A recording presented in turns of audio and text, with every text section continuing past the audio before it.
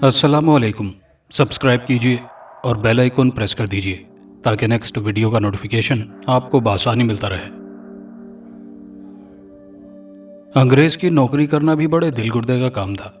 Mister Berkeley ने मेरी मामूली सी शिकायत पर मेरा तबादला बड़े स्टेशन से ब्रांच लाइन के एक छोटे से स्टेशन पर कर दिया। मैं कोशिश के बावजूद अपना तबादला न रुकवा सका। हुआ यह कि शहर का एक मारूफ जमींदार फजलदीन, जो अंग्रेज़ ऑफिसर का वफादार था, कराची जाने की गर्ज से स्टेशन पर आया तो मैं उसकी खिदमत उसकी मर्जी के मुताबिक न कर सका, क्योंकि फ़र्स्ट क्लास वेटिंग रूम की मरम्मत के बाइस वो जगह इस्तेमाल के काबिल न रही थी। मिस्त्री वहाँ काम कर रहे थे।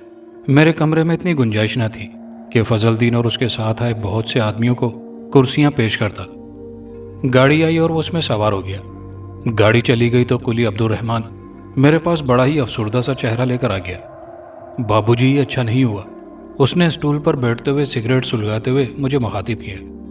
क्यों, क्या हुआ? मैंने रकम का इंदराज करते हुए चौंक कर उसकी तरफ सवालिया नजरों से देखा। चौधरी फजलदीन बुरा तासुर ले गया है। वो किस लिए? मैंने किताब बंद करते हुए पूछा। मैंने उसे बोगी में सवार कराया है। उसने बड़े तीखे अंदाज में कहा था कि तुम्हारा स्टेशन मास्टर कुछ ज्यादा ही खुद एतमाद हो गया है। जा रहा हूँ, उसका भी बंदोबस्त करता हूँगा। इतना कहकर अब्दुर्रहमान सिगरेट के कश लगाने लगा और मैं परेशान हो गया। वही हुआ जिसका मुझे खदशा था। तीसरे रोज मेरे तबादले के ऑर्डर आ गए। मेरी जगह मुजराब का स्टेशन मास्टर बख्शी ईश्वर दास आया था। उसने हिंदू होते हुए भी ऐसे हालात में मेरे तबादले पर अफसोस का इजहार किया और कहा कि वो 2 रोज तक चार्ज नहीं लेता। अगर मैं अपना ट्रांसफ़र रुकवा सकता हूँ तो कोशिश करके देखूँ, क्योंकि जिस तरह बैठे बिठाए मुसीबत मेरे गले पड़ी थी, यही हाल उसका था। मैं तो अकेला था, मगर उसके सब बच्चे तालीम हासिल कर रहे थे और कई दूसरे मसाइल भी उसे दरपेश होंगे। मैंने शहर के बासर लोगों से राब्ता कायम किया, मगर हर तरफ से नाकामी हुई और मैंने दिल बर्दाश्ता होकर चार्ज छोड़ दिया और अपने खुदा को याद करके सामान इकट्ठा किया और फजलदीन को कोसता हुआ बख्तपुर चला आया। मेरे वहां पहुंचते ही मुझे हर चीज़ बिल्कुल तैयार मिली। स्टेशन मास्टर नज़र अली इस तबादले पर बहुत खुश था, मगर मैं उसके बरक से खासा परेशान, क्योंकि अक्सर मैं अपने घर 1 माह में 2-3 चक्कर लगा लेता था। पीछे काम चल जाता था। अब ये बात नामुमकिन थी। यहाँ दिन में सिर्फ 2 बार पैसेंजर गाड़ी रुकती थी, या फिर थ्रो का जोर था। छोटी सी इमारत और छोटा सा प्लेटफार्म, 2 अदद बेंच, एक पानी का नल, 2 अदद मिट्टी के तेल से रोशन होने वाले खंभे और 2 ही सिग्नल, या फिर वहाँ मौजूद 5-6 सरकारी मुलाजिमीन के क्वार्टर थे जो स्टेशन की इमारत में बना दिए गए थे। बख्तपुर छोटा सा कस्बा था। इसकी आबादी तकरीबन 5-7 हज़ार अफराद पर मुश्तमिल थी। स्टेशन के साथ साथ दूर तक करी के बूढ़े दरख्तों का सिलसिला था, जो शहर में से होता हुआ जंगल में गड़मड़ हो जाता। स्टेशन चूंकि बख्तपुर की आबादी से ज़रा फासले पर था, इसलिए यहाँ वही लोग थे जिनका वास्ता या स्टेशन से या फिर सरकारी महकमों से था, मसलन महकमा जंगलात, महकमा इन्हार वगैरह। बहुत जल्द हम लोग एक दूसरे के वाकिफकार हो गए। शहरी आबादी में डाकखाना था। 2 वक्त डाक देने और लेने वाला आता, या फिर कुछ मुसाफिर। यह कुल कायनात थी बख्तपुर की। मेरा क्वार्टर, जो छोटे छोटे 3 कमरों पर मुश्तमिल था, स्टेशन की इमारत से ज़रा हटकर बनाया गया था। यहाँ मेरा अमला एक कांटे वाला और एक झाड़ू वाला था। टिकट मैं खुद देता और गाड़ी खुद ही गुजारता और फिर टिकट वगैरह चेक करता। रात को बत्तियां भी प्रीतम रोशन करता। बेचारा सफाई से लेकर मेरे ज़ाती काम तक भी करता। चंद ही रोज़ में उसने मेरे घर का भी सारा काम अपने ज़िम्मे ले लिया। यहाँ मैं ये जिक्र करता चलूँ कि बख्तपुर तहसील बसीर नगर में था और इसे पुलिस स्टेशन भी वही लगता था, या फिर रेलवे पुलिस की कभी कभार गश्त होती, जो एक गाड़ी से उतरती और दूसरी में सवार होकर वापस चली जाती। सुबह गाड़ी गुजार कर मैं लंबी तान कर सो जाता। इस दौरान प्रीतम मेरे कमरे में बैठा ऊँगता रहता। शाम की गाड़ी अक्सर रात को आती, बाज़ औक़ात कई घंटे लेट होती और स्टेशन पर थोड़ी सी रौनक हो जाती। मुख्तलिफ लोगों से मिल बैठने का मौका मिल जाता। बख्तपुर में यूँ तो सारी कौमें आबाद थी, मगर हिंदू ज़्यादा थे। मुल्क में इस बात के तासुर आम थे कि मुसलमान अपने लिए एक अलग मुल्क चाहते हैं। इस हवाले से भी हम मुसलमानों को सितम ज़रीफ़ी का सामना था। नज़र अली ने जाते जाते बताया कि यहाँ हिंदू बड़े कीना परवर हैं। उनसे ज़रा होशियार रहने की ज़रूरत है, क्योंकि हमारी आज़ादी को ये तासुब का रंग देते हैं। मुझे यहाँ आए तकरीबन 3 माह हो चुके थे। कोई भी ऐसी सूरत हाल मेरे लिए बायस परेशानी न बनी और उस दौरान मेरे वालिद और छोटा भाई 2 बार चक्कर लगा गए। मेरे वालिद साहब ने मेरी ट्रांसफ़र की बहुत कोशिश की मगर नाकाम हो गए। मेरी वालिदा और सबसे बड़ी बहन मेरी शक्ल देखने को तरस गए थे मगर मैं मजबूर था। आज मौसम ज़रा बरालूद था। सावन शुरू था इसलिए बारिश वक्फे वक्फे से हो जाती। गाड़ी लेट थी। मुसाफिर टिकट लेकर इंतज़ार में थे।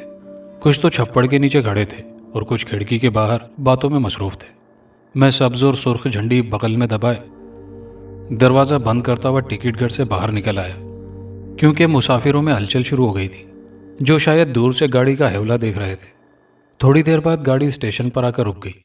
कुछ लोग उतरे और बाकी सवार हो गए। मैं टिकट देखकर फारिग हुआ, गार्ड से ज़रूरी बातचीत की और गाड़ी रवाना करवा दी। चंद छाबड़ी फरोशों और प्रीतम के सिवा सारा प्लेटफॉर्म सूना हो गया। मैं अपने दफ्तर में आकर इंदराज करने बैठ गया। इतने में प्रीतम अंदर आया। उसकी आंखों में अजीब सी चमक थी। उसने मुझे मुखातिब किया, बाबूजी, इधर एक संदूक पड़ा है। किधर? मैंने दरियाफ्त किया। नल के सामने वाली कुर्सी के नीचे, प्रीतम ने बताया। कोई सवारी भूल गई है शायद, मैंने जल्दी जल्दी कुंडी लगाते हुए खुद से कहा और प्रीतम के साथ हो लिया। वाकई वहां दरख्त के नीचे बड़ा सा आहिनी संदूक पड़ा था जिसके दोनों जानिब बड़े बड़े देसी ताले लटक रहे थे। हिलाकर देखा तो बड़ा वजनी मालूम हुआ। प्रीतम, कोई सवारी जल्दी में भूल गई है, इसे उठाकर दफ्तर में ले चलते हैं। ठीक है बाबूजी। उसने इस्बात में सर हिला दिया। हम दोनों बड़ी मुश्किल से वो संदूक उठाकर दफ्तर में लाए। मैंने ज़रूरी तसव्वुर किया कि उसका मेमो काट दूं ताकि ये बात रिकॉर्ड में आ जाए। काम करते करते मेरा ध्यान उस संदूक की तरफ पलट जाता। यही हाल प्रीतम का था। उसके चेहरे से यूं महसूस होता जैसे वो मुझसे कुछ कहना चाहता है मगर कह नहीं पाता। मेरे और उसके दरमियान कोई पर्दा नहीं था, मगर इसके बावजूद हम दोनों संदूक के बारे में मुतजस्सिस थे कि आखिर ये कौन भूल गया है और इसमें क्या है। मैं काम करने के दौरान सवारियों का जायजा लेता रहा जो मुझसे टिकट लेकर गई या जो ट्रेन में से उतरी, मगर जहन अपने तौर पर कुछ भी फैसला न कर सका। मैंने उस संदूक के बारे में हुक्काम को जानबूझकर इत्तला नहीं दी थी कि शायद उसका क्लेम आ जाए और मैं उसके मालिक के सुपुर्द करके जान छोड़ाऊं। मगर 3 दिन के तवील इंतजार के बाद हम दोनों के जहन उस पुरस्कार संदूक की वजह से परेशान हो चुके थे। प्रीतम हिंदू था। वो अपनी फितरी सोच की मजबूरी के बाइस हर पल मुझे संदूक के बारे में गुमराह करता रहता। उसने मुझे इस बात पर राजी कर लिया कि संदूक को कम से कम खोल कर ही देख लिया जाए। मैंने प्रीतम से कहा वो संदूक मेरे क्वार्टर में ले जाए ताकि उसे आसानी से खोला जाए। मैं कहने को तो ये बात कह गया, मगर एक खौफ सा था मेरे दिल में। ट्रेन निकाल कर मैंने सारा काम ख़त्म कर लिया और क्वार्टर की तरफ चल पड़ा। प्रीतम मेरा मुंतजिर था, जिसकी आंखों में हिर्स की चमक साफ तौर पर नुमाया देखी जा सकती थी। उसने ताला तोड़ने का सामान पहले ही तैयार कर रखा था। मैंने क्वार्टर को अच्छी तरह बंद कर लिया और प्रीतम की तरफ देखा जो मेरे इशारे का मुंतजिर था। झट उसने बड़ी सी सलाख ताले में फंसाई और ताला मुंह फाड़कर हंसने लगा। दूसरे का भी उसने यही हाल किया। फिर मेरी तरफ सवालिया नज़रों से देखा। मैंने उसे ढकना उठाने को कहा। जब संदूक खुला तो हम दोनों के मुंह हैरत से खुले के खुले रह गए। संदूक में गहरे सब्ज रंग की मिट्टी भरी हुई थी और दरमियान में एक छोटा सा सुराख था जो शायद मिट्टी के नीचे तक जाता था। मिट्टी के ऊपर जिस चीज़ ने हमको चौंकाया वो गहरे सियाह रंग का कोई बदबूदार मादा था जिसकी नागवार सी बू संदूक खुलते ही मेरे क्वार्टर के अंदर सरायत कर गई। संदूक के अंदर देखने पर कोई समझ न आने वाली ऊट पटांग इबारत लिखी थी। प्रीतम के चेहरे पर खौफ के आसार फैलते जा रहे थे और मैंने संभलते हुए बड़ी लापरवाही से प्रीतम को मुखातिब किया। प्रीतम, ये क्या बकवास है? चलो इसको बंद करो। पता नहीं किसने क्या जादू टूना किया है, मुझे भी 4 रोज से परेशान कर रखा है। बाबूजी, ये किसी महान योगी का काम लगता है, पता नहीं ये क्या बला है, प्रीतम ने संदूक बंद करते हुए कहा। मैंने बड़ी मुश्किल से वो संदूक उसके सर पर रखवाया और कहा, इसे दूर ले जाकर फेंकाओ। प्रीतम के जाने के बाद मैंने क्वार्टर का दरवाज़ा और खिड़कियां सब खोल दी ताकि वो गंदी सी नागवार बदबू बाहर निकल जाए। खुदा मालूम वो कैसी बदबू थी जिसने मेरा दिमाग भी माफ कर डाला था। थोड़ी देर बाद प्रीतम भी आ गया जिसने बताया कि वो संदूक को बड़े ढाई के पार फेंक आया है। यहाँ मैं अर्ज कर दूं कि बड़ा ढाया बख्तपुर की आखिरी हद थी, क्योंकि वहाँ से नशेबी इलाका शुरू हो जाता था। इस बात को कई हफ्ते गुजर गए। हम दोनों इस वाक़ये को फरामोश कर गए। इस दौरान शहर में एक अजीब वाक़या पेश आया। हुआ यूं कि रात की तारीकी में किसी नामालूम बला ने धर्मशाला के ब्रह्मचारी अजीत पर हमला कर दिया। उसके पूरे जिस्म पर सब्ज रंग के गहरे बड़े बड़े दाग उभर आए थे। वो तड़प तड़प कर ठंडा हो गया। इस वाक़ये की वजह से पूरे बख्तपुर में खौफ व हिरास फैल गया। इस संगीन सूरत हाल का जायजा लेने के लिए बसीर नगर पुलिस की नफरी भी पहुंच गई थी, मगर इंस्पेक्टर सुदेश वर्मा किसी नतीजे पर न पहुंच सका और लाश का क्रियाक्रम कर दिया गया। प्रीतम अजीत को जलाने की रस्म में शामिल था। उसकी जबानी मालूम हुआ कि ब्रह्मचारी के जिस्म पर उभरने वाले सब्ज रंग के बड़े बड़े धब्बों को, जिनसे स्याही माइल मादा खारिज हो रहा था, देखकर खौफ आ रहा था। मैंने अपना ख्याल जाहिर करते हुए बताया कि हो सकता है कि अजीत को किसी जहरीली चीज़ ने काट लिया हो। प्रीतम राम राम करता सफाई करने लगा। इस वाक़ये को भी ज़्यादा दिन ना गुजरे थे कि इसी तरह का एक और रूह फरसा हादसा रुनुमा हुआ। शादी घर का मुंतजिम रेशम सिंह, जो इलाके का माना हुआ पहलवान था, उसी हालत में पाया गया। वो शादी घर के करीब अखाड़े में औंधे मुँह पड़ा था और उसके पूरे जिस्म का वही हशर था जो चंद रोज कबल ब्रह्मचारी अजीत के जिस्म का हुआ था। पूरे बख्तपुर में उस दूसरी मौत को भगवान का इंतकाम करार दिया गया। सभी लोग इस अचानक सूरत हाल से इतने परेशान हो चुके थे कि घरों से बाहर निकलते घबराते। हर एक के होंठों पर सब्ज मौत का तस्करा था। रात को दलेर किस्म के नौजवानों ने पहरा देना शुरू कर दिया, मगर इसके बावजूद तीसरे रोज भी एक खूबरू नौजवान जो करीबी गांव से हुसूल तालीम के लिए बख्तपुर आया हुआ था, उस पुरस्रार मौत की नज़र हो गया। वो भी अपने छोटे से मकान में अकेला रहता था। इन यके बाद दीगरे अमवात की एक चीज़ मुश्तरका थी। जो भी उसका शिकार हुआ वो अपनी जगह अकेला रहता था। जब उसकी लाश जलाई जाती तो उसमें से नाकाबिले बर्दाश्त बदबू उठती, जिसे बड़ी मुश्किल से वहाँ खड़े लोग कबूल करते, क्योंकि इन रसूम को तो बहर सूरत निभाना होता था। अब तो बख्तपुर के लोग पुलिस को भी इत्तला न करते, क्योंकि पुलिस ने दूसरी बार यह कहकर कार्रवाई करने से इनकार कर दिया था कि किसी जहरीली चीज़ की कारस्तानी मालूम होती है। गाड़ी के गुजर जाने पर चंद सवारियां इस इंतज़ार में गेट पर खड़ी थी कि मैं उनके टिकट देखकर उन्हें जाने की इजाज़त दूं, मगर मैं बड़े कीकर के नीचे बैठी उस औरत को देख रहा था जो गेट की बजाय उस तरफ जा बैठी थी, क्योंकि रात के वक्त किसी औरत का वहां जा बैठना बिल्कुल खिलाफ तवक्को था। एक सवारी के इसरार पर मैं उस औरत को छोड़कर टिकटें देखने लगा। सब लोग चले गए। अब मैं और प्रीतम प्लेटफार्म पर अकेले खड़े थे, या वो औरत कीकर के नीचे लापरवाही बैठी थी। मैंने हिम्मत करके प्रीतम को उसकी तरफ भेजा ताकि वो पता करे कि वो औरत ट्रेन से उतरी है या जाना चाहती है। अगर जाने के लिए कहे तो कह देना कि अब कोई गाड़ी यहाँ नहीं रुकेगी। प्रीतम कीकर की तरफ बढ़ गया। मैं उसके आने का इंतज़ार करने लगा। थोड़ी देर बाद वो वापस आया, मगर उसके चेहरे पर परेशानी के आसार थे। क्या बात है प्रीतम? जी वो बैठी रोए जा रही है। मेरे बार बार इसरार पर भी उसने कुछ नहीं बताया। बाबूजी, वो तो मुझे कोई मुसीबत ज़्यादा औरत लगती है। आप खुद जाकर मालूम करेंगे क्या माजरा है। मैं सर हिलाता हुआ उसकी तरफ चल पड़ा। वाकई वो औरत बैठी सिसकियां ले रही थी। मैंने अजराहे हमदर्दी उसे अपनी तरफ मुतवज्जो किया। उस जगह हल्का हल्का अंधेरा था। मैं उसको सही तौर पर देख ना सका, मगर मैंने ये ज़रूर महसूस किया कि वो 18-20 साल लड़की है और मुसलसल रोए जा रही है।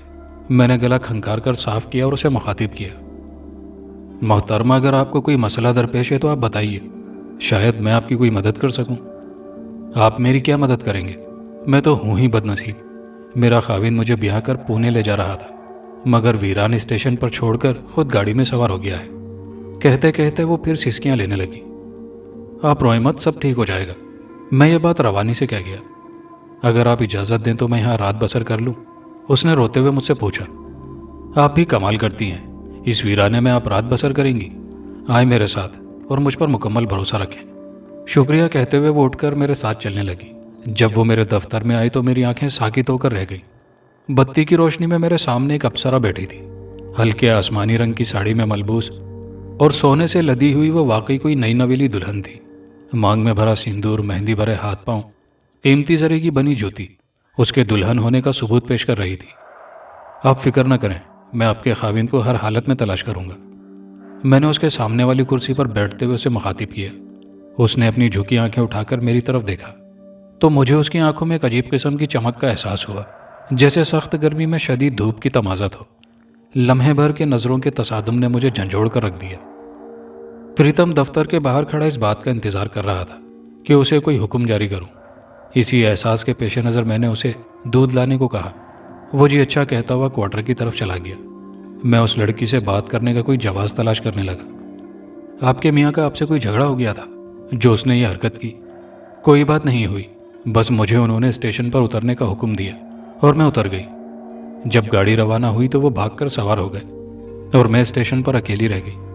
उसने साड़ी का पल्लू सर पर दुरुस्त करते हुए जवाब दिया। बड़ा बेहिस इंसान साबित हुआ है, मैंने रजिस्टर में हिसाब चढ़ाते हुए कहा। फिर उसे मुखातिब किया, आप कहाँ की रहने वाली हैं? हैदराबाद के करीब एक छोटा सा कस्बा है मीरपुर, वहाँ रहते हैं हम लोग, उसने मध्यम सी आवाज़ में बताया। इतने में प्रीतम छागल में दूध ले आया। मैंने दूध प्याली में डालकर लड़की के आगे रख दिया और उससे उसका नाम दरियाफ्त किया। मेरा नाम लाजवंती है, उसने प्याली हाथ में लेते हुए नाम बताया। आप ऐसा करें, दूध पीकर प्रीतम के साथ क्वार्टर पर जाएं और आराम करें, सुबह कोई बंदोबस्त करूंगा। और हाँ प्रीतम, तुम देवी जी को छोड़कर मेरा बिस्तर दफ्तर में ले आना। फिर मैंने लाजवंती को मुखातिब किया, आप क्वार्टर का दरवाज़ा अंदर से अच्छी तरह बंद कर लें। जब तक आप अच्छी तरह ये यकीन न कर लें कि बाहर से आने वाला हम दोनों में से कोई एक है, दरवाज़ा मत खोलें। उसने जवाब में सर हिला दिया। दूध ख़त्म करके वो प्रीतम के हमरा क्वार्टर की तरफ चली गई और मैं उसके बारे में सोचने लगा कि खुदा जाने उसके मियाँ ने उसे किस जुर्म की पादाश में यहाँ बेयारो मददगार छोड़ दिया है। प्रीतम भी हिंदू धर्म का था, इसलिए मैंने किसी बात का सामना करने से पहले ही अपना बिस्तर दफ्तर मंगवा लिया। लाजवंती ने जो पता पूना और मीरपुर का बताया था, उस पर मैंने हर मुमकिन रसाई की, मगर उधर से कोई जवाब ना आया। इधर लाजवंती बेफिक्र मेरे क्वार्टर में रहती थी। उसे आज तीसरा रोज़ था। मैं भी उसके आने पर घर के काम से बेनियाज हो चुका था। वो हर काम बताए बगैर कर रही थी, जैसे वो शुरू से ही मेरे साथ रहती आ रही हो। एक बात जिसने मुझे चौंका दिया था वो दूध की ज्यादती थी। यानी पहले सिर्फ एक डोनी पैमाना आता, अब 3 आने लगे थे, क्योंकि लाजवंती सिर्फ दूध पीकर ही गुजारा करती। उसे खाने के लिए कहा गया तो उसने बताया उसे मैदे की तकलीफ है, इसलिए वो सिर्फ दूध पी सकती है। मैं उसके जवाब से मुतमईन हो गया। मैं जब भी क्वार्टर में आता लाजवंती की आंखों में अपने लिए मोहब्बत के आसार पाता, मगर वो एक हिंदू लड़की थी और मैं एक मुसलमान था। इसके बावजूद मेरे दिल के किसी कोने में उसके लिए गुदाज सी किरण नमूदार हो रही थी, जिसे मैं कोशिश के बावजूद दबा ना सका। बख्तपुर में लोग उस आफत की वजह से इतना परेशान थे कि उन्हें दूसरे काम में मुदाखलत करने की फुर्सत नहीं थी, वरना पता नहीं लाजवंती के मामले में मुझे क्या करना पड़ता। वैसे भी प्रीतम के अलावा किसी को उसकी खबर न थी। आखिरी गाड़ी गुजर जाने के बाद प्रीतम को बत्ती गोदाम की निगरानी का कहता हुआ क्वार्टर की तरफ चला कि लाजवंती की खैरियत वगैरह दरियाफ्त कर लूं। बत्ती गोदाम में जो सामान बुक होता था मैं वो रखवा देता ताकि वो महफूज रहे। जब सामान ज्यादा होता तो प्रीतम को उधर ही रहना पड़ता ताकि कोई नुकसान ना हो पाए। लाजवंती ने मेरी आवाज़ सुनकर दरवाज़ा खोल दिया। उसके चेहरे पर नर्म सी मुस्कुराहट थी। मैं अंदर दाखिल हो गया तो उसने दरवाज़ा बंद कर दिया। लाजवंती, बड़ी हैरत की बात है कि अभी तक तुम्हारे किसी रिश्तेदार या अजीज ने तुम्हारा पता नहीं किया, मैंने बैठते हुए कहा। मेरी किस्मत बाबूजी, उसने खड़े खड़े जवाब दिया। आपके लिए चाय लाती हूँ। नहीं लाजवंती, रहने दो, क्यों तकलीफ करती हो? चाय तो मैंने बना रखी है, लाजवंती ने मुस्कुराकर जवाब दिया और कमरे से निकल गई। थोड़ी देर बाद वो दूध और मैं चाय की प्याली पकड़े इन खदशात की बात कर रहे थे कि अभी तो सिर्फ इस बात का सिर्फ प्रीतम को पता है, अगर किसी और को इल्म हो गया तो मेरे लिए मुसीबत आ जाएगी। लाजवंती किसी गहरी सोच में डूब गई। मैंने पहली बार हिम्मत करके उसके बाजू को पकड़कर हिलाया। क्या बात है, तुम फिक्र ना करो, मैं तुम्हारी खातिर सब कुछ सह लूंगा। उसका बाजू मेरे हाथ में था और मेरे जिस्म में एक मुलायम सी सरसराहट का एहसास गूंज गया। मुझे यूं लग रहा था जैसे मैंने किसी सांप को पकड़ रखा हो। इससे पहले कि मैं कुछ और सोचता, लाजवंती जल्दी से प्याली उठाकर बाहर निकल गई और मैं शर्मिंदा सा होकर रह गया। मैं थोड़ी देर और बैठा और फिर उसे दरवाज़ा बंद कर लेने का कहते हुए बाहर निकल आया। चारों तरफ खामोश सन्नाटा और गहरा अंधेरा फैला हुआ था। स्टेशन पर नस्ब लैंप की मध्यम रोशनी का शोला हवा के दोष पर रक्स कुना था। मैं लाजवंती के ख्यालों में गुम आहिस्ता आहिस्ता स्टेशन की तरफ बढ़ रहा था। बत्ती गोदाम के बाहर प्रीतम जमीन पर बिस्तर बिछाए बैठा अपनी छोटी सी नारियल की हुक्की से कश लगा रहा था। वो मुझे देखकर खड़ा हो गया और लाजवंती की खैरियत पूछी। मैं उसे बताता हुआ अपने ऑफिस में आ गया। मेरा बिस्तर वो बड़ी मेज पर लगा देता था जो यहाँ दफ्तरी काम के लिए रखी थी। वो मेरे पीछे अंदर आ गया क्योंकि वो रोज मुझे दबाकर सोता था। आज भी उसने मेरे लेटते ही मेरी टांगों को दबाना शुरू कर दिया। बाबूजी, हम लोग कहीं किसी मुसीबत में न फंस जाएं। आपने उसके परिवार को पत्र भी लिखे हैं, परंतु कोई जवाब नहीं आया। हाँ प्रीतम, मैं इस मसले पर कई बार सोच बैठा हूँ। सुबह एक बार फिर खत लिखूंगा। तुम जाओ और खबरदार होकर लेटना। अच्छा बाबूजी, कहता हुआ वो बाहर निकल गया और मैंने कमरा अंदर से बंद कर लिया। रात का पिछला पहर शुरू हो चुका था और वो बिस्तर पर लेटी बेचैनी में करवटें बदल रही थी। उसे यूं महसूस हो रहा था जैसे उसके जिस्म की नकाहत मजीद बढ़ गई। वो एक हिजानी सी कैफियत में मुब्तला होकर उठी। उसकी आंखें अंगारों की मानिंद रोशन हो गईं। उसके मुंह से गहरे सब्ज रंग का गुबार सा खारिज होने लगा। रात की तारीकी में क्वार्टर का दरवाज़ा खुला और सब्ज गुबार में मदगम निस्वानी साया लहराता हुआ स्टेशन की तरफ बढ़ने लगा। बत्ती गोदाम के बाहर प्रीतम दिन भर का थका हुआ बेखबर पड़ा था। वो निस्वानी साया थोड़ा सा झुका, प्रीतम के जिस्म के ऊपर सब्ज गुबार फुहार की मानिंद पड़ा और वह बिलबिला कर उठ बैठा। उसके सामने लाजवंती खड़ी थी, जिसकी सुर्ख अंगारा आंखें प्रीतम पर मरकूज थी और प्रीतम का जिस्म उस सब्ज गुबार में गुम होने लगा। प्रीतम ने लाजवंती का जिस्म सिमटते देखा और फिर सामने एक खौफनाक सब्ज नागन फन फैलाए झूम रही थी। उसकी आंखों की कशिश ने प्रीतम को बेसुध कर डाला। अब वो नागन प्रीतम के जिस्म पर रेंगने लगी। उसके खौफनाक दांत बार बार प्रीतम के जिस्म में पेवस्त हो रहे थे और प्रीतम का जिस्म चूने की तरह फटता जा रहा था। रात भीग रही थी। वो निस्वानी साया उस सब्ज गुबार में दोबारा नमूदार हुआ और शान बेनियाजी से बढ़ता हुआ दोबारा क्वार्टर की तरफ बढ़ने लगा। प्रीतम की लाश बत्ती गोदाम के बाहर पड़ी थी और मेरे इर्द गिर्द मकामी लोगों का हुजूम था, जो मुझसे तरह तरह के सवालात कर रहे थे, क्योंकि प्रीतम के जिस्म पर भी वही निशानात थे जो इससे पहले मिलने वाली लाशों के जिस्म पर नुमायां थे। वही सब्ज रंग के बड़े बड़े गड्ढे और उभरे हुए गले सड़े फोड़े, जिनसे सब्ज रंग का लेसदार मादा बह रहा था। मैं अपने जहन पर जोर दे रहा था कि रात के किस पहर यह खौफनाक वाकया पेश आया, मगर मेरा जहन किसी भी नतीजे पर न पहुंच सका। पुलिस आई और इसे भी पुरस्रार हादसा करार देकर चली गई। मैं परेशान से अपने क्वार्टर में आया और लाजवंती से तबादला ख्याल करने लगा। वो मेरी बातों का जवाब हूँ हाँ करके देती रही। मैं प्रीतम की वफादारी के किस्से बयान कर रहा था। लाजवंती का चेहरा सपाट था और उस पर किसी तासुर का कोई सबूत नजर नहीं आ रहा था। मैं कुछ देर रुकता, मगर मुझे हेडक्वार्टर में प्रीतम की मौत की इत्तला देनी थी और मुतबादिल बंदोबस्त भी करना था। वैसे भी मेरा अपना दिल खौफजदा था कि मैं भी कहीं उस पुरस्रार बला के नरगे में ना आ जाऊं। इस वाक़ये को कई रोज़ बीत गए थे, मगर मैं बड़ा चौकन्ना रहता। प्रीतम की जगह जो कोठरी से मुलाजिम आया था वो एक उम्र रसीदा शख्स और ईसाई था। जोसेफ नाम था उसका। खामोश तबा ये बुजुर्ग हर काम बताने पर करता, वरना बैठा खलाव में घूरता रहता, जैसे कुछ तलाश कर रहा हो। जोसेफ? जी बाबूजी, उसने चौंक कर जवाब दिया। जाओ क्वार्टर की सफाई कराओ और लाजवंती से पूछते आना कि किसी चीज़ की ज़रूरत हो तो बता दे। क्वार्टर की सफाई से फारिग होकर जोसेफ ने लाजवंती को मुखातिब किया। बेटी, बाबूजी ने कहला भेजा है कि अगर किसी चीज़ की ज़रूरत हो तो कहें। नहीं बाबा जी, कुछ नहीं, लाजवंती ने पड़े पड़े जवाब दिया। जोसेफ झाड़ू रखते हुए बाहर निकल गया। लाजवंती ने अपने फैसले के पेश नज़र उठकर आखिरी नज़र अपने क्वार्टर पर डाली और अपने जिस्म को समेटकर नागन का रूप धर लिया। साड़ी ज़मीन पर ढेर हो गई और वो दरवाजे की बड़ी झिरी से निकलकर जंगल में रूपोश हो गई। गाड़ी गुजर जाने के बाद जब मैंने हिसाब बंद किया और क्वार्टर की तरफ चल पड़ा, चंद लम्हों तक मैं दरवाज़ा पीटता रहा, फिर धक्का देकर अंदर दाखिल हो गया।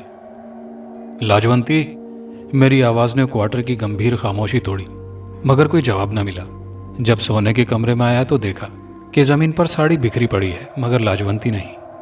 उसकी सब चीज़ें अपनी अपनी जगह पड़ी थी और वो साड़ी भी जो उसने पहन रखी थी। मैं सारे क्वार्टर में उसे तलाश करके फिर बाहर निकल आया, मगर लाजवंती कहीं नजर न आई। मैं परेशान होकर प्लेटफॉर्म की तरफ चल पड़ा। जोसेफ, तुम जब सफाई करने गए थे तो लाजवंती क्वार्टर में थी?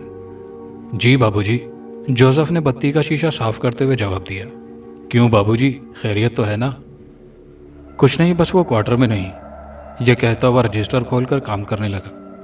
कई रोज हो गए मगर लाजवंती का कोई पता न चला। मेरे जहन में तरह तरह के ख्यालात उभर और डूब रहे थे, मगर मैं किसी नतीजे पर न पहुंच पाया। उधर बख्तपुर में फिर से सब्ज मौत की कार्रवाई शुरू हो चुकी थी। लोग डर के मारे भाग रहे थे। बसीर नगर से पुलिस की नफरी मुकम्मल तौर पर बख्तपुर में आ चुकी थी, मगर वो भी उसका सुराग लगाने में नाकाम हो चुकी थी। बाबूजी, कहीं लाजवंती बेटी भी तो उस बला का शिकार नहीं हो गई जिसका आज तक पता नहीं चल सका? जोसेफ, क्या कहा जा सकता है? मैंने धीमे लहजे में जवाब दिया। अच्छा जाओ, बत्तियां रोशन कराओ। जोसेफ बाहर निकल गया और मैं लालटेन की रोशनी में हिसाब जोड़ने लगा। एक अजीब सी बू मेरे नथनों से टकराई। मैंने चारों तरफ घूमकर देखा और दोबारा काम में लग गया। फिर एकदम कोई ख्याल आया और उठकर दफ्तर का दरवाज़ा अंदर से अच्छी तरह बंद कर लिया।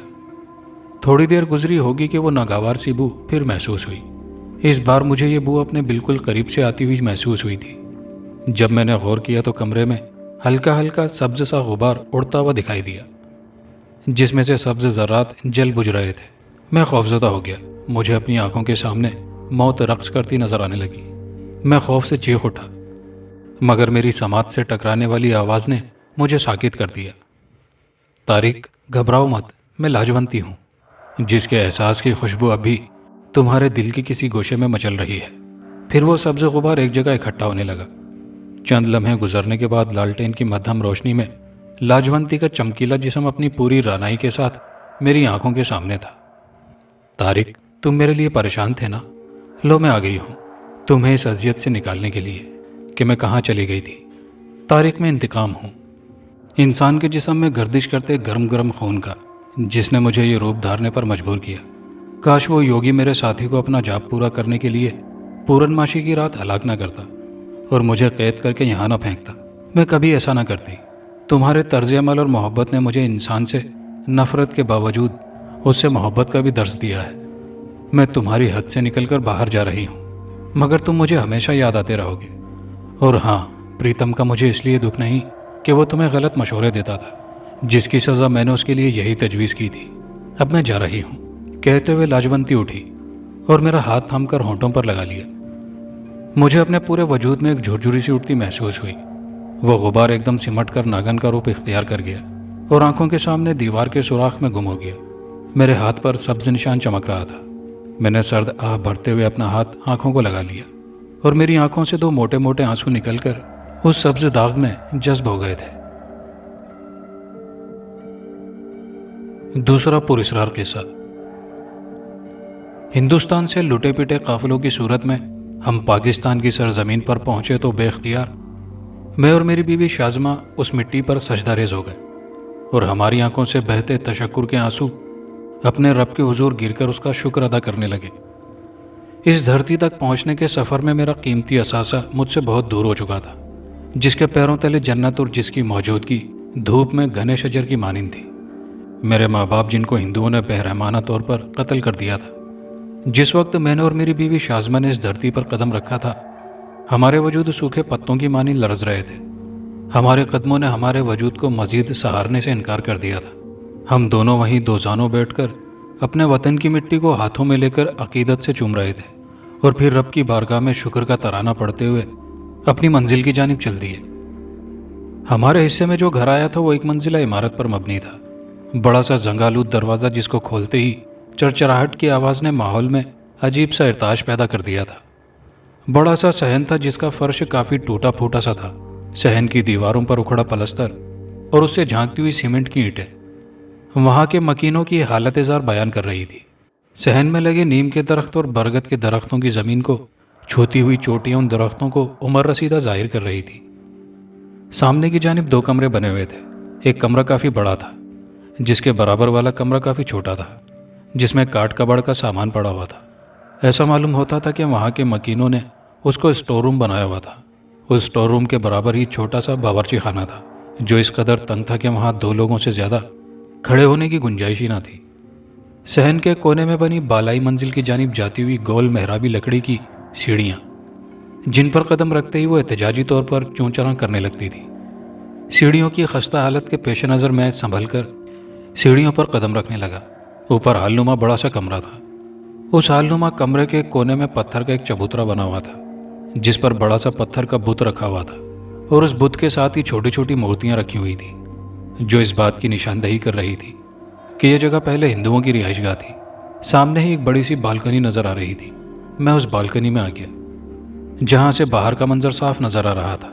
शाम होने वाली थी। हर तरफ अजीब सी खामोशी छाई हुई थी।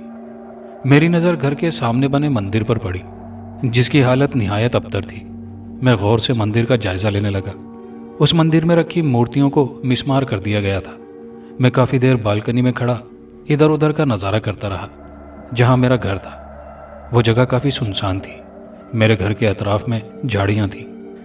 मैं पलटकर वापस उस हालनुमा कमरे में आ गया, नीचे सहन से आती शाज़मा की बातों की आवाज़ पर मैं नीचे चला आया, जहां वो एक लड़की से सहन में खड़ी मुस्कुराकर बातें कर रही थी। फैयाज, ये सीता है, यहीं हमारे घर से आगे थोड़ा फासले पर रहती है। शाज़मा मुझे मुतवज्जो करते हुए बोली। साड़ी ज़ेबतन की हुई, बड़ी बड़ी आंखों में काजल लगाए हुए वो लड़की मुझे मुस्कुराकर देखने लगी। मैं यहाँ सामने मंदिर आई तो मुझे लगा इस घर में नए लोग आए हैं, तो मैं मिलने चली आई। वो मुस्कुरा के बोली, अब चलती हूँ मैं।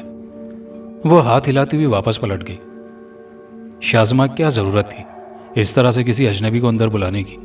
उस लड़की के जाते ही मैं शाज़मा पर बरस पड़ा। मैं क्या करती फैयाज, वो खुद आई है। फिर भी तुम एहतियात करो, मैं उसे समझाते हुए बोला। अच्छा, मैं पूछ रही थी कि उस कमरे का क्या करना है? वह स्टोर रूम की तरफ इशारा करते हुए बोली। उसको तो तुम यूं ही रहने दो, ये बड़ा कमरा साफ कर लो, जब उसकी ज़रूरत होगी तो उसको भी ठीक कर लेंगे। मेरे कहने पर शाज़मा कमरे की सफाई करने चल दी। हम दो ही तो लोग थे, कल को जब बच्चे होते तो उस कमरे को भी देख लेते। अभी तो हम मियाँ बीवी के लिए वो एक कमरा भी बहुत था। वैसे भी सबसे पहले मुझे कोई नौकरी ढूंढनी थी, ताकि घर की दाल रोटी चल सके। उसके बाद ही घर की हालत इज़ार को बेहतर बनाया जा सकता था। मैं सहन में खड़ा आने वाले कल को सोच रहा था। रात तक कमरे की हालत पहले से बेहतर कर दी थी। हम उस कमरे के फर्श पर चादर बिछाकर लेट गए थे। थकन इतनी ज़्यादा थी कि लेटती ही आंखें नींद से बंद हो गई। दूसरे दिन नाश्ते के बाद मैं तलाशी रोजगार के लिए निकल गया। थोड़े ही दिन बाद एक दफ्तर में क्लर्क की नौकरी मिल गई। शाज़मा मेरी नौकरी से बहुत खुश थी। हम दोनों का था ही कौन एक दूसरे के अलावा इस दुनिया में।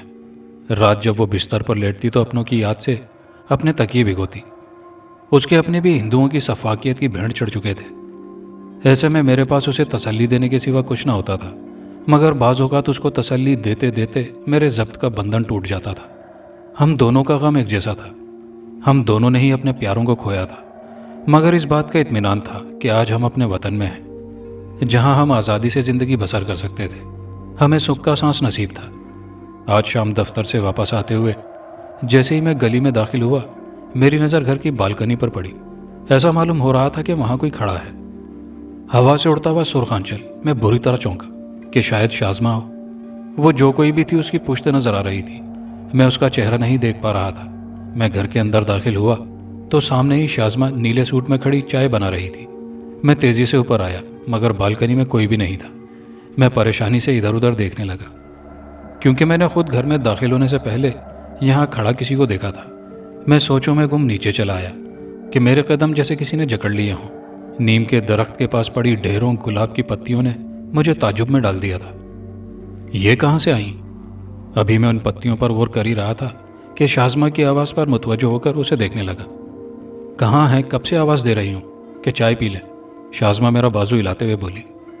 हाँ चलो, मैं उसके साथ जाते हुए बोला, मगर पलटकर मैंने दोबारा उन पत्तियों की जानिब देखा। मगर ये क्या, वो पत्तियाँ अब वहाँ नहीं थी। मैं गायब दिमागी से शाज़मा के साथ अंदर चला आया, मगर मेरा दिमाग सारा वक्त उन पत्तियों में अटका रहा।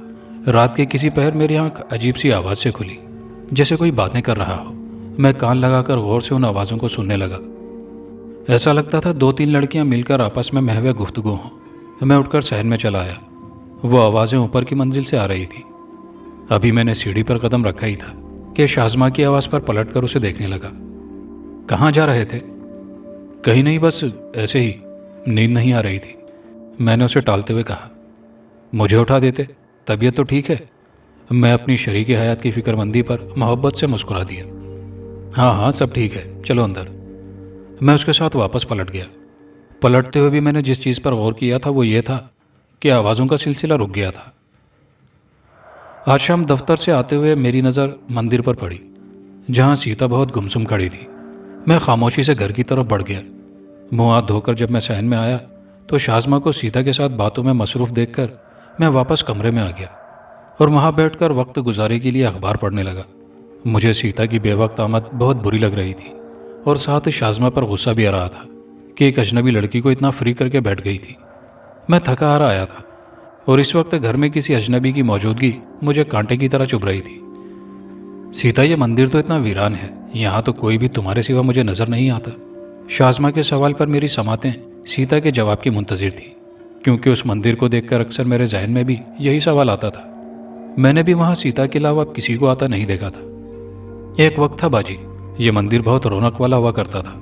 यहाँ हर वक्त लोगों की भीड़ हुआ करती थी। इस जगह पर सभी लोग दूर दूर से इस मंदिर में आते थे, मगर वक्त के जालिम साये ने सब खत्म कर दिया। सीता उदासी से बोली। मैं सीता की बातों को गौर से सुन रहा था।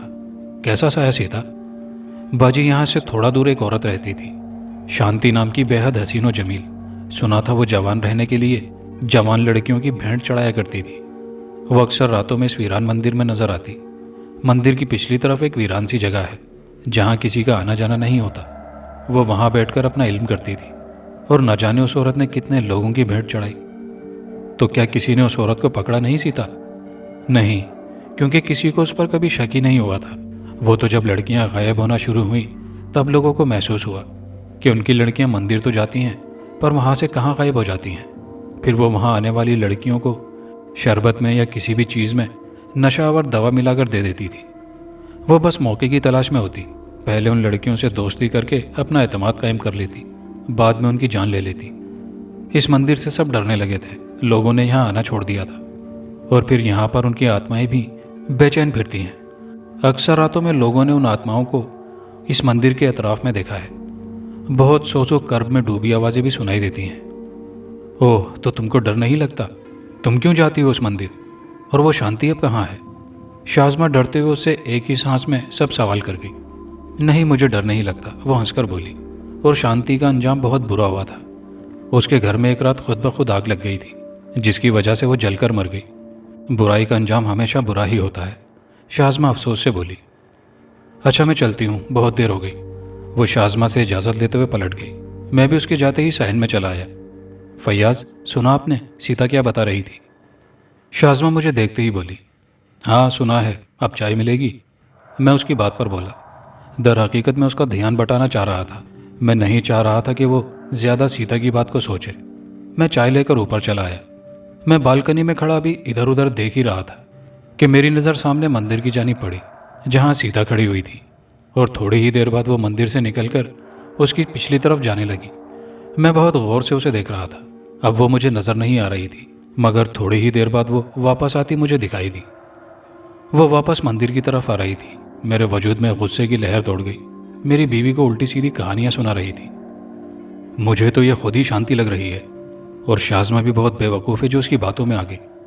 मैं शाज़मा की अकल पर मातम करते हुए नीचे आने लगा कि अचानक मेरी समातों में नकरई कह कहे गूंजने लगे। मैंने तेज़ी से पलट कर देखा, मगर वहाँ कोई भी ना था। मैं सर झटकते हुए पलटने लगा कि एक बार फिर निस्वानी हंसी की आवाज़ आई। अब की बार पूरा हाल सुनसान था, किसी का कोई वजूद नहीं था। मैं सर को झटकता हुआ नीचे चला आया। मेरे मना करने के बावजूद भी शाज़मा सीता को अंदर आने देती। शुरू शुरू में मुझे काफ़ी डर हुआ कि मैं दफ्तर में होता हूँ, अगर मेरे पीछे कोई ऐसी बात हो गई या सीता ने शाज़मा को नुकसान पहुँचाने की कोशिश की। मगर सीता निहायत बेज़रर साबित हुई। वो तो रोज़ शाम में शाज़मा से बातें करके चली जाती। अब मुझे अपनी सोच पर हंसी आ रही थी कि मैं सीता को ही जादूगरनी बोल रहा था। आज मुझे देर हो जाएगी दफ्तर से आते हुए, कुछ काम है साहब को। सुबह मैंने घर से निकलते हुए शाज़मा से कहा। दफ्तर में काम के दौरान वक्त का अंदाज़ा ही नहीं हुआ। वापसी में काफ़ी देर हो गई थी। मैं जल्दी जल्दी घर की जानिब कदम बढ़ा रहा था कि मैं ठिठक कर रुक सा गया। मंदिर के पास मुझे कोई खड़ा नजर आया था, और फिर तेज़ रफ्तारी से वो मंदिर के पिछले हिस्से की तरफ चला गया। मैं अजीब मखमसे में खड़ा सूरत हाल समझने की कोशिश ही कर रहा था कि मंदिर से अचानक एक दिल दहला देने वाली चीख ने मेरे औसान खता कर दिए। वो कोई निस्वानी चीख थी। मैं तेज़ी से मंदिर की जानिब भागा, मगर वहाँ कोई न था। अचानक वहाँ से सिसकियों की आवाज़ आने लगी। ऐसा लग रहा था जैसे बहुत सारी लड़कियाँ मिलकर रो रही हों। मुझे उस माहौल से वहशत हो रही थी। आहिस्ता आहिस्ता सिसकियों की आवाज़ ऊंची होने लगी। मैं घबराकर वहाँ से बाहर आ गया और घर की तरफ बढ़ गया। घर में दाखिल हुआ तो किचन से बर्तनों की आवाज़ आ रही थी। मैं समझा शाज़मा है। अभी मैं आगे बढ़ता कि अचानक किचन से कोई हाथ में ट्रे लिए नमोदार हुआ और आहिस्ता से सर झुकाए सहन में बनी सीढ़ियों की जानिब बढ़ गया। वो कोई औरत थी। मैं ठीक तरह से उसका चेहरा देख नहीं पाया था। मेरी जगह अगर कोई और होता तो खौफ से उसका दिल बंद हो जाता। मैं फितरतन काफ़ी बहादुर था। मैं हिम्मत मुश्तमा करके उसके पीछे चल दिया। ऊपर का मंजर देखकर मेरी आंखें हैरत और खौफ से फैल गई थी। कुछ अजीब ही मंजर था। वो हाल तो लग ही नहीं रहा था जैसा होता था। उसकी तो हालत ही अलग थी। पूरे हाल को बत्तियों से रोशन किया हुआ था। ज़मीन पर वही औरत जो हाथ में खाने की ट्रे लेकर जा रही थी वो बैठी थी, उसके साथ ही 3 लड़कियां और भी थीं। वो तीनों आपस में बातें करते हुए हंसी मजाक करती हुई खाना खा रही थी। मैं गौर से उनके चेहरे देख रहा था, जो मुझे वाज़े तौर पर नज़र नहीं आ रहे थे। हाल का तो मंजर ही अलग था। ऐसा लगता था वहाँ दिन निकला हुआ है। फैयाज, आप यहाँ क्या कर रहे हैं? शाज़मा मुझे ढूंढती हुई ऊपर चली आई थी। नींद की वजह से उसकी आंखें सुर्ख हो रही थी। मैं सो गई थी, मगर मुझे दरवाज़ा खुलने की आवाज़ आई तो मैं उठ गई थी। आपको नीचे ना पाकर मैं ऊपर चली आई, वो जमाई लेते हुए बोली। मैं उसकी बात पर पलटकर हाल देखने लगा, जहाँ पर अब मुकम्मल खामोशी का राज था। लग ही नहीं रहा था कि वहाँ अभी थोड़ी देर पहले लोग बैठे खाना खा रहे थे। नीचे चलो। मैं शाज़मा को लेकर नीचे आ गया। कमरे में आकर मैं खामोशी से लेट गया। मेरी आंखों के सामने कुछ देर पहले का मंजर आ गया। फैयाज, एक बात बोलूं? शाज़मा मेरे पास बैठी हुई कुछ सोचते हुए बोली। हाँ बोलो। मैं बहुत दिनों से एक बात महसूस कर रही हूँ, वो आहिस्ता से बोली। ऐसा लगता है इस घर में खाली हम दोनों नहीं हैं, हमारे अलावा भी और लोग हैं। मैं काफ़ी दिनों से महसूस कर रही हूँ। चलते फिरते 1-2 बार तो मैंने कुछ लड़कियों को भी देखा है। तुमने उनका चेहरा देखा? उसकी बात पर मैं चौंकता हुआ बोला। नहीं, मैं चेहरा नहीं देख पाई, वो नफ़ी में सर हिलाते हुए बोली। हाँ, पर ऐसा मालूम होता है जैसे ये उनका घर हो। काम करती उठती बैठती वो ऐसे नज़र आती हैं जैसे बरसों से यहाँ रिहाइश पजीर हों। देखो शाज़मा, मैं भी ये बात जानता हूँ कि इस घर में कुछ है, मगर तुम देखो, जो भी है वो हमको नुकसान तो नहीं पहुँचा रहा। और वैसे भी मुसलमान होने की हैसियत से मेरा ये ईमान है कि अल्लाह ताला का नाम लेने से कोई भी शे आपको नुकसान नहीं पहुँचा सकती। मैंने शाज़मा का हाथ पकड़ के उसे दिलासा देते हुए कहा। मेरी बात पर वो इस बात में सर हिलाने लगी। आज छुट्टी का दिन था। शाम को मामूल के मुताबिक सीता चली आई। मेरी भी उससे पहले की निस्बत अच्छी बातचीत हो गई थी। वो एक अच्छी लड़की थी और काफ़ी इज्जत से मुझे भाई कहकर बात करती थी। मेरे दिल में शुरू में उसे लेकर जो बदगुमानी थी, अब वो साफ हो चुकी थी। सहन में उन दोनों को बातें करता देखकर मैं भी वहाँ चला आया। सीता, एक बात पूछूं? मैं सहन में कुर्सी पर बैठते हुए उससे मुखातिब हुआ। जी भैया, वह एहतराम से बोली। क्या इस घर के बारे में तुम कुछ जानती हो? मेरा मतलब है तुम्हारा घर यहाँ से थोड़े ही फासले पर है, तो तुमको तो कुछ पता ही होगा। मेरी बात पर उसके चेहरे पर साया सा लहरा गया। जी मैं जानती हूँ, वो उदासी से बोली। क्या जानती हो? मैंने मुतजस्सिस होते हुए कहा। शाज़मा भी पूरी तवज्जो के साथ उसको देख रही थी। यहाँ पर पहले एक औरत अपनी 3 बेटियों के साथ रहती थी। उसका पति काफ़ी अरसे पहले मर गया था। उसकी बात पर मैं उछल गया। मैंने ऊपर की मंजिल पर ऐसा ही मंजर देखा था, एक औरत और 3 लड़कियाँ। मैंने सीता से कुछ जिक्र नहीं किया कि मैंने ऐसा कुछ देखा है। आपने ये सवाल क्यों किया? वो मुझसे पूछने लगी। बस ऐसे ही किसी की मौजूदगी का एहसास होता है, मैंने उसे टालते हुए कहा। मैं उसे पूरी बात बताकर घर को बदनाम नहीं करना चाहता था। मैं जानता था वो अच्छी लड़की है, मगर फिर भी मैं उसे तफसील बताते हुए एहतियात कर रहा था। तो उन औरतों के साथ क्या हुआ था? शाज़मा अचानक सीता से सवाल करने लगी। उन औरतों को किसी ने बेरहमाना तौर पर कत्ल कर दिया था, इसी घर में। सीता की बात पर शाज़मा खौफजदा नज़रों से मुझे देखने लगी।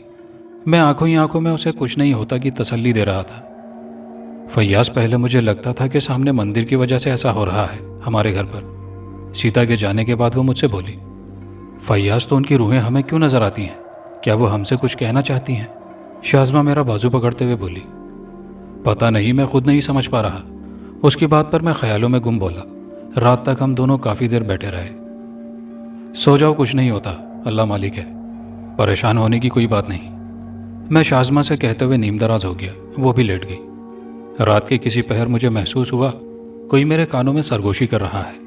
मैं जो बहुत गहरी नींद में था, एकदम से हड़बड़ा गया। शाज़मा मेरे ऊपर झुकी कुछ बोल रही थी। क्या हुआ? फैयाज, बाहर कोई है, वो डरते डरते सहन की जानिब उंगली से इशारा करते हुए बोली। उसकी बात पर मैं सहन में आ गया, मगर बाहर के मंजर ने मुझे हैरान कर दिया। स्टोर रूम से आती आवाज़ों पर मैं अभी स्टोर रूम की जानिब बढ़ने ही वाला था कि मेरी आंखों ने अजीब मंजर देखा। स्टोर रूम से कोई ट्रंक घसीटता हुआ ले जा रहा था, मगर ले जाने वाला नजर नहीं आ रहा था कि अचानक सहन की सीढ़ियों पर किसी के कदमों की धमक सुनाई दी। अरे जल्दी ले आओ, मैंने कपड़े निकालकर धूप भी लगानी होगी।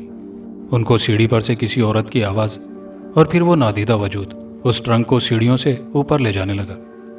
मेरे पीछे खड़ी शाज़मा दहशतज़दा सी ये सारा मंजर देख रही थी। वो बुरी तरह से लरज रही थी। मैं उसका हाथ पकड़ के अंदर ले आया। वो कटी पतंग की तरह मेरे सीने से लगकर बुरी तरह से फूट फूट कर रोती।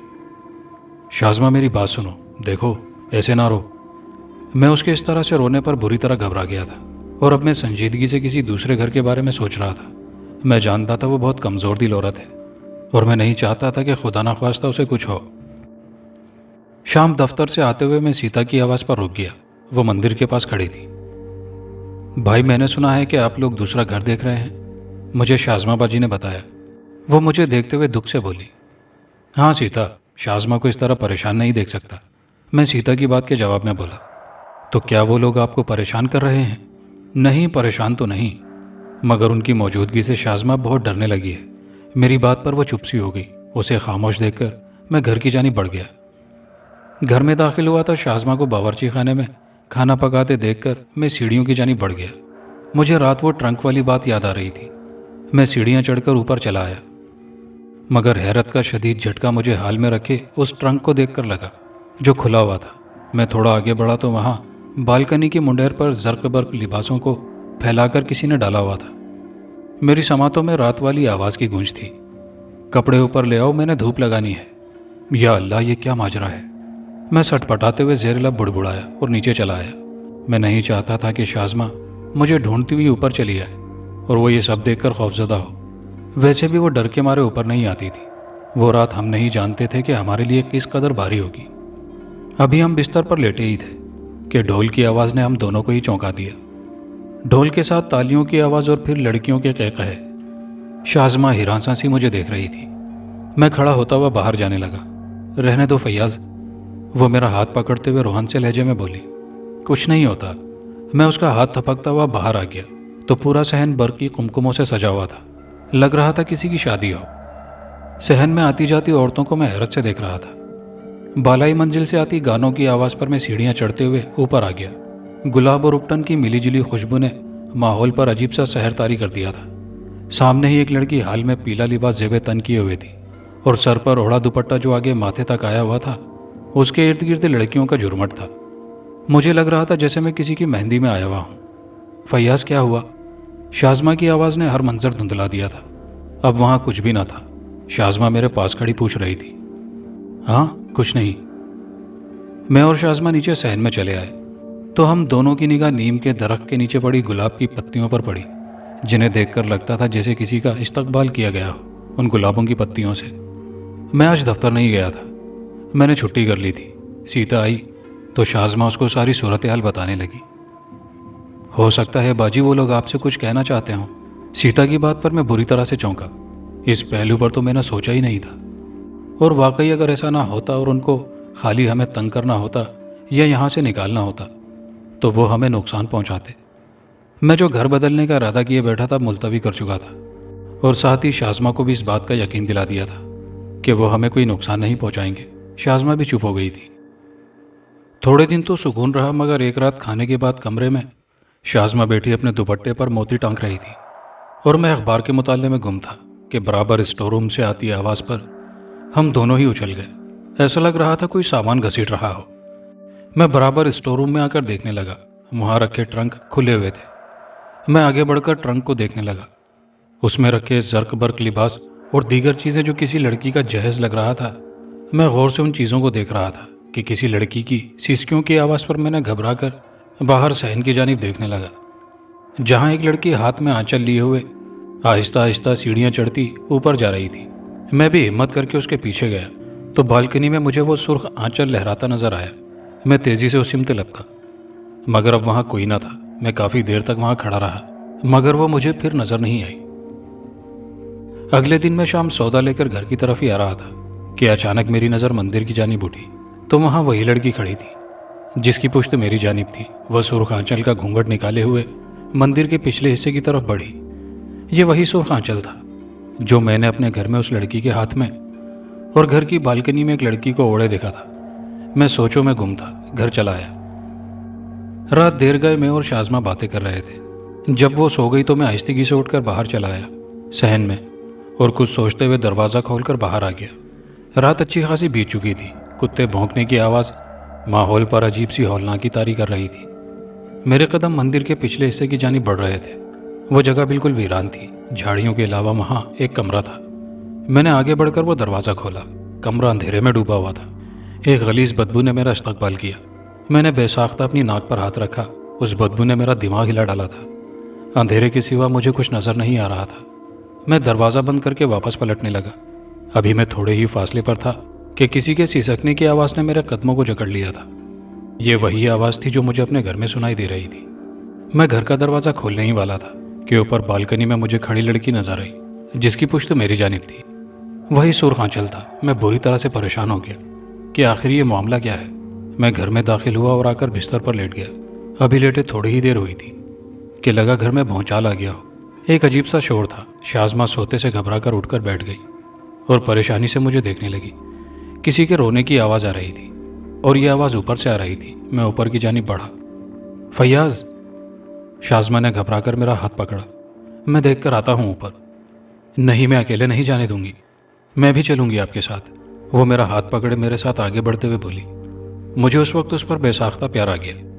ये मोहब्बत ही तो थी कि डरो खौफ के लम्हात में उसने मेरा हाथ नहीं छोड़ा था। हम दोनों ऊपर चले आए। हाल का मंजर देखकर शाज़मा का पूरा चेहरा खौफ से सफ़ेद पड़ गया। कोई लड़की घुटनों में सर्दी सिसक रही थी और वहीं पास सुर्ख आंचल उसके कदमों के पास पड़ा हुआ था। कौन हो तुम? मैं अपनी घबराहट पर काबू पाते हुए बोला। उसने सर उठाया तो हैरत से मेरी और शाज़मा की आंखें फट गई। वो कोई और नहीं, सीता थी। सीता तुम? शाज़मा सरसराती हुई आवाज़ में बोली। हाँ, मैं सीता, वो बोली। मैं यहाँ अपनी माँ और 2 छोटी बहनों के साथ रहती थी। मैं सबसे बड़ी थी। हम इस घर में हंसी खुशी ज़िंदगी बसर कर रहे थे। मैं रोज़ाना सामने मंदिर जाया करती थी, मगर शांति की बुरी नज़र ने और मेरे घर को उजाड़ डाला। वो सिसकते हुए बोली। शांति कभी भी मुझे और मेरी माँ को पसंद नहीं थी। वैसे भी उसकी शोहरत अच्छी न थी। जब मेरी सगाई हुई तो मैं बहुत खुश थी और बहुत चाव से मैं अपने ब्याह के लिए सुर्ख आंचल तैयार कर रही थी। वो हसरत से उस दुपट्टे को देखते हुए बोली। मेरे ब्याह के दिन करीब आ रहे थे और शांति ने हमारे घर आना जाना काफ़ी शुरू कर दिया था। वो बढ़ चढ़कर मेरे ब्याह की तैयारी करा रही थी। शुरू में तो उसका आना माँ को बहुत नागवार लगा, मगर उसने अपनी मोहब्बत से सबको राम कर लिया। उसने ये भी बताया कि उसके बारे में गलत अफवाह लोगों ने फैलाई हुई है। वो अच्छी तरह से अपना भरोसा हमारे घर पर कायम कर चुकी थी। बारात से 1 दिन पहले वो हमारे घर पर थी। वो बड़ी भयानक रात थी। उसने अपना काम कर दिखाया। मशरूब में नशावर दवा मिलाकर उसने वो मशरूब मुझे और मेरी माँ बहनों को पिला दिया, जिसे पीकर हम सब बेहोश हो गए। वो अपने चेलों की मदद से मुझे बेहोशी की हालत में मंदिर ले आई। मैं नीम बेहोश थी और उसने मंदिर में देवता के आगे मेरी भेंट चढ़ा दी। उसकी नज़र काफ़ी अरसे से मुझ पर थी। वो सदा जवान और खूबसूरत रहने के लिए जवान और खूबसूरत लड़कियों की भेंट चढ़ाती थी। मेरी दोनों बहनें अभी छोटी थी, इसलिए उस सफाकियत का निशाना मैं बनी। उसने मंदिर के पिछले हिस्से में बने कमरे में मेरी लाश को डाल दिया, क्योंकि वहाँ किसी का गुजर नहीं होता था। उस शांति ने इस पर ही बस नहीं किया, मेरे घर वालों को बेहोशी की हालत में बेरहमाना तौर पर कत्ल करके स्टोर रूम की ज़मीन में दफन करवा दिया। मगर मैंने भी अपना इंतकाम पूरा किया। उसके घर में आग लगाकर। सीता नफरत से बोली। अब तुम क्या चाहती हो? मैं अजीब कैफियत में बोला। मैं और शाज़मा उस वक्त एक बेयकीनी की कैफियत में गिरफ्तार थे कि जो लड़की हमारे घर आती थी, हमसे बातें किया करती थी, वो एक रूह थी। मैं चाहती हूँ कि आप हमारी लाशों को वहाँ से निकाल कर हमारा अंतिम संस्कार करवाएं, ताकि हमारी बेचैन आत्माओं को सुकून मिले। मैंने सारा किस्सा एक मंदिर के पंडित को सुनाया और फिर उनकी मदद से कुछ आदमियों ने वो स्टोर रूम की ज़मीन खुदवाई जहाँ सीता ने निशानदेही की थी। वहाँ से 3 ढांचे मिले और मंदिर के पिछले हिस्से की जानिब कमरे से भी इंसानी बाक़ियात मिली, जिनको उनकी मजहबी रसूमात के मुताबिक उनका अंतिम संस्कार किया गया। हम दूसरा घर ले चुके थे और जिस दिन हम घर से निकल रहे थे, मेरी और शाज़मा की नज़र बालकनी की जानिब उठी, जहाँ सीता सुर्ख आंचल थामे खड़ी थी। मगर आज उसकी पुश्त हमारी जानिब नहीं थी, बल्कि वो हम दोनों की तरफ मुँह किए खड़ी थी। उसके चेहरे पर इत्मीनान और लबों पर मुस्कुराहट थी और आंखों में हम दोनों के लिए तशक्कुर के जज्बात थे। मैंने और शाज़मा ने मुस्कुराकर हाथ हिलाया, जिसके जवाब में वो भी हाथ हिलाती हुई गायब हो गई। मैं पुरसुकून सांस लेते हुए दरवाजे को ताला लगाने लगा और सामान उठाए शाज़मा के साथ आगे बढ़ गया। हमारा उस घर में आना कुदरत को मंजूर था, ताकि हम सीता और उसके घर वालों की मदद कर सकें। पहला नाम है आफ्ताब साहब अबू धाबी से, शाहिद नवाज साहब सऊदी अरेबिया से और सद्दाम मंसूरी साहब हैं, शहर का नाम नहीं लिखा। आपके प्यार भरे कमेंट्स का बेहद शुक्रिया। कहानी अच्छी लगी हो तो लाइक शेयर करना मत भूलिएगा। कमेंट बॉक्स में अपनी कीमती राय का इज़हार कीजिएगा और चैनल पर नए आने वाले दोस्तों से गुजारिश है कि चैनल को लाजमी सब्सक्राइब कर लीजिए। शुक्रिया।